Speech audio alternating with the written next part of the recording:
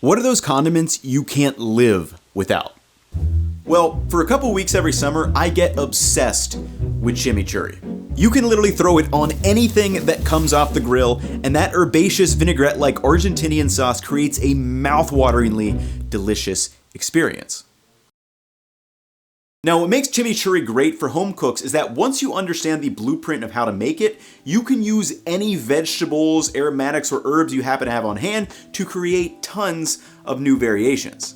Most traditional versions of chimichurri from Argentina or Uruguay are going to consist of a large handful of fresh parsley, olive oil, red wine vinegar, red pepper flakes, garlic, dried oregano, then some salt to taste, though there could be some other small additions too. Now, broken down into base categories, we have herbs, fat, acid, and then aromatics and spices, and each of these elements play a very important role. First up, the herbs. This is what makes up the bulk volume of the traditional sauce, and is really the distinctive flavor that comes through. I kind of think of chimichurri as a vinaigrette with like 3 to 4 times as much herbs and aromatics in it. Second, and maybe most importantly, is the fat. For the texture, the fat creates that slightly glossy mouthfeel that sticks to the meat and our tongue as we eat. And because of that, for the taste, the fat transports those flavor molecules from the herbs, aromatics, and spices to our taste bud and makes them linger. This enhances the flavor. Third is the acid. Acid provides the signature brightness and sour flavor that contrasts so well with the smoky flavor of grilled meats and vegetables. And additionally, it also helps our taste buds salivate, increasing our pleasure. Then lastly, we have the aromatics and spices. And these are really there to provide supplementary flavors to the herbs. If you want it garlicky, add a bunch of garlic. If you want some spice, try red chili flakes or fresh chili pepper. If you want some citrus, try some lemon zest or lime juice. And like I said, once it's broken down into these base categories, you can start making chimichurri-inspired sauces by not only changing the ingredients themselves, but also the ratio of those ingredients. This is a cilantro habanero chimichurri-inspired sauce where I lower the amount of herbs, but up the amount of aromatics.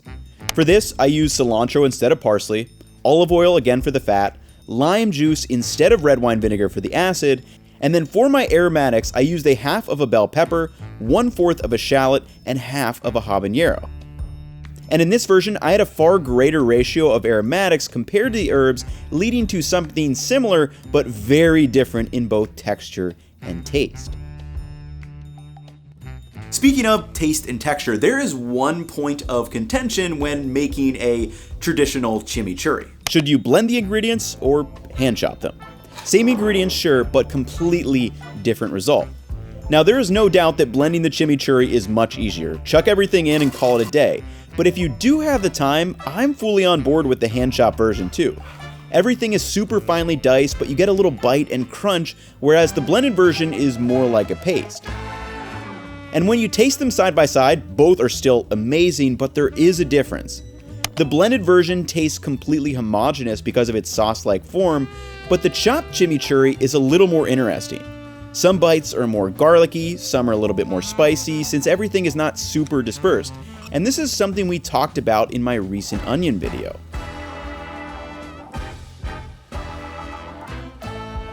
Okay, so go grill something up, throw chimichurri on everything, but make sure you save some leftovers, because I want to show you one of my favorite ways to turn them into something completely new.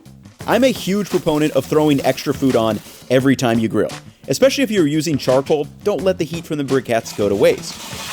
So even though the steaks I was grilling were for dinner that night, I also grilled up some chicken thighs and vegetables as well, and then the next day, I have all this extra food to make something delicious with.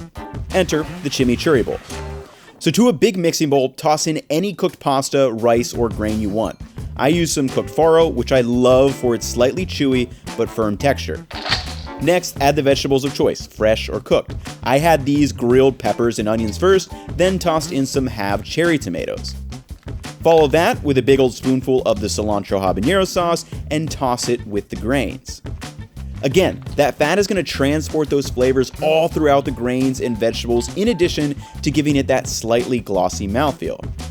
Next, I decided to add some feta cheese. Again, use whatever you have in the fridge here, it's probably going to taste good. Now this alone is great to keep in the fridge for an on-the-go snack, but to make it into a full meal, here's what I do. Spoon out some of that farro and veggies into a bowl, then I sliced up a piece of that grilled chicken and just laid it across. Give the chicken another smattering of the sauce, and of course some pickled onions, a little more feta, and why not a cilantro sprig for that pop of color.